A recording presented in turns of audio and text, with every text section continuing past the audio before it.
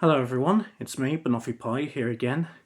And I'm going to be doing another review. However, it's not a review on a movie that's been in cinemas or or shown on television. It's actually on YouTube. It's a Thomas and Friends fan content special movie. And the one special I'm talking about is Mystery of the Lost Engine. Before I start reviewing, I am not copying M's vlogs because he did a review on the Mystery of the Lost Engine. I'm just getting inspired because since not many people have done a review on Mystery of the Lost Engine, I thought I would do one.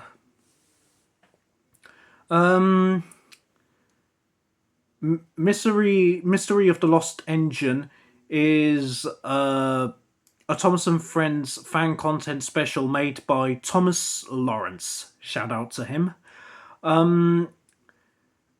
So yeah, I have to say, Mystery of the Lost Engine is a bit inspired by Thomas and the Magic Railroad, but a better version of it. So there are some positives, mostly positives, and a few negatives. I'm gonna start with the positives. Thomas Lawrence's writing of the movie is absolutely amazing. There are some a bit of references to Thomas and the Magic Railroad, but however, you'll notice that Thomas and the Magic Railroad is a bit crossed over with Thomas and Friends and an American series that inspired to make Thomas and Friends, Thomas the Tank Engine, come out called Shining Time Station. So, yeah.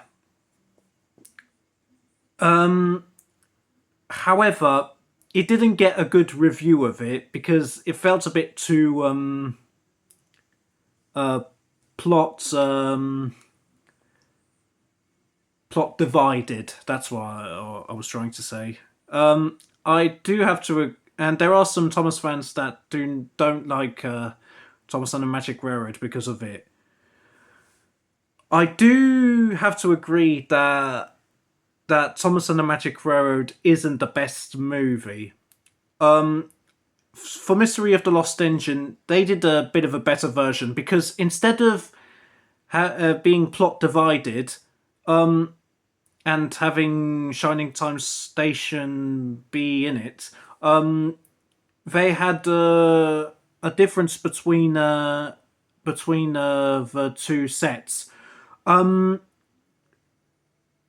Something I've never seen in any Thomas and Friends fan content movie or special or episode is that they actually made both animation and live action.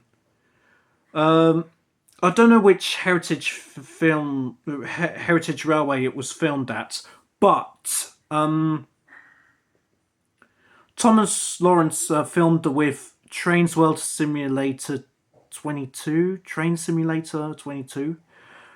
and he took the live action scenes at a Heritage Railway with the cast being Luke Dean as Mr. Conductor and Alex Biscoe as Lily. And I must say, the acting that both Luke Dean and Alex Biscoe did in both live action and animation was really good. Yeah. What's great about it is that it doesn't take place at Shining Time Station, but actually on the mainland.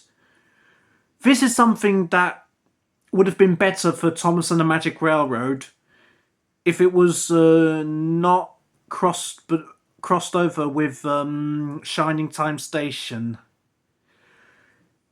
Yeah, and actually was actually filmed on the mainland. I've never seen that in a Thomas and Friends fan film. Um, so the voice acting too is absolutely brilliant. We have Aaron Williams as Edward and Gordon, unless I'm much mistaken. Well, Thomas himself, Thomas Lawrence, he voices both Thomas and Dodge and some other characters. But for me, the one who stole the movie, without being selfish, of course, no, it's Little Owl VA. His performance as both James and Stepney was absolutely peak. Yeah, especially with that panic attack in that one scene, which I'm sure you can pretty guess. Yeah, he Little Al VA also kind of referenced one of Bonnie Tyler's songs, "Holding Out for a Hero." He says the line, unless I'm much mistaken, please correct me. He goes, "It's gonna take a white knight to sweep me off my feet." I never get enough of this scene. I can literally see why everyone would be rolling onto the floor, dying of laughter, waking up the neighbours. Please, I can't understand how and why Jack, Little LVA, hasn't received an award for the best panic attack scene in a movie. Literally, huge respect to him. Yeah. I also love how they actually mention England or the UK city names in the movie, just like how they did in Thomas and Friends: The Adventure Begins, when Thomas mentions he's from Brighton. We can faintly hear it, but we can hear him saying that he's from the mainland. However, Edward, voiced by Aaron Williams, something I never expected him to mention. He actually, at the beginning of the movie, he mentions Eastbourne. When I heard Edward mention Eastbourne, my reaction was like, sorry, what did you say? Eastbourne? The reason why I reacted like that is because I always go to Eastbourne when it's my holiday time. You can see on my videos on my channel, of course, or on TikTok. I do. It made me curious though. Is it because my holidays in Eastbourne inspired Thomas Lawrence to make Edward mention Eastbourne? Yeah, just curious though. Because if yes, then thanks for mentioning Eastbourne, Thomas Lawrence. Yeah. What I also love about the movie, next positive, is the design of the whole of Sodor, and also the filming location. Yeah, in the live action scenes. Yeah. I also love how they how some of the reference are almost similar to Thomas and the Magic Railroad. For example, what I love about the difference between about Thomas and the Magic Railroad and Mystery of the Lost Engine, there's that one scene where Toby tricks Diesel 10 by ringing his bell and making Diesel 10 knock the engine shed. Yeah, with his claw. However, in Mystery of the Lost Engine, Toby actually stands up to Diesel by biffing him into under a coal hopper. Yeah, I never expected that from Toby because we've always seen Toby him being wise and kind of a bit nervous at times. However, Thomas Lawrence depicted him in Mystery of the Lost Engine is far better than what we've seen from Toby in the canon Thomas stories. No offense to the Thomas and Friends series, it's still good.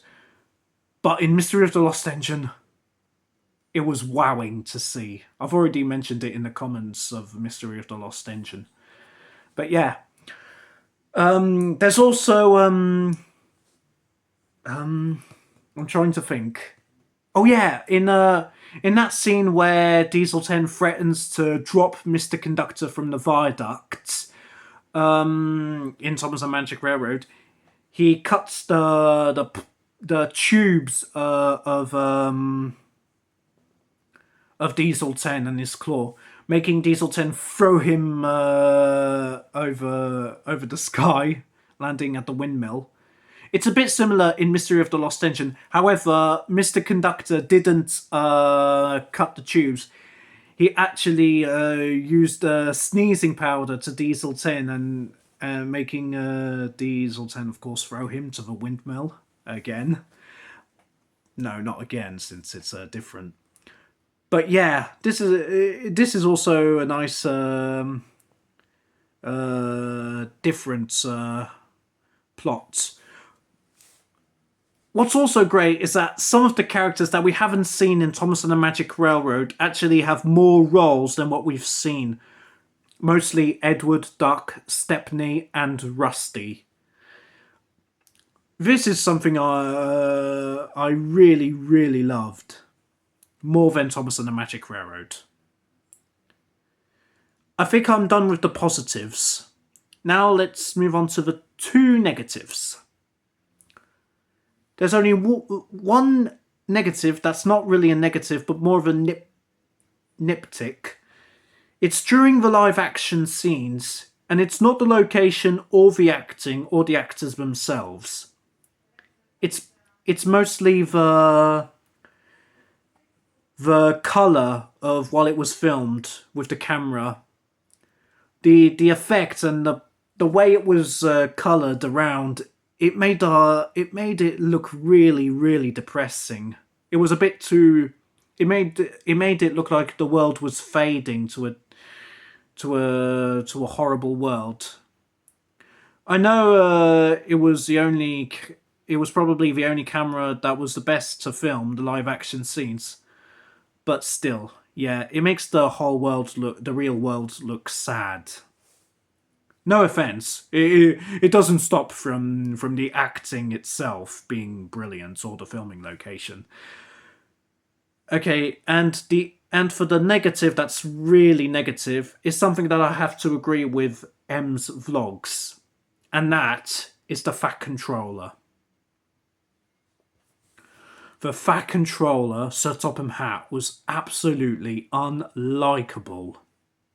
Like, not paying attention to the problems and I'm sorry, but that was way too out of character for him to scrap Diesel 10 in the end.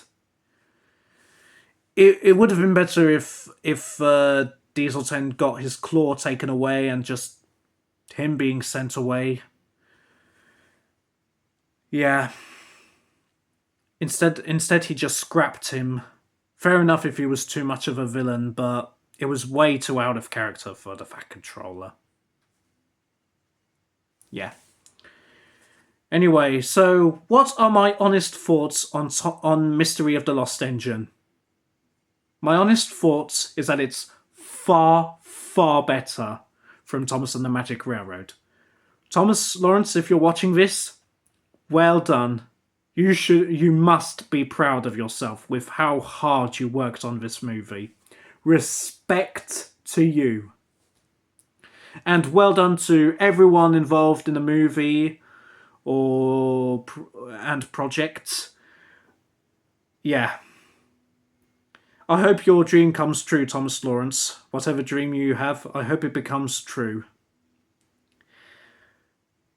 Yeah, so thank you all for watching, and I hope you enjoyed the review and my opinion on Mystery of the Lost Engine, and I'll see you next time.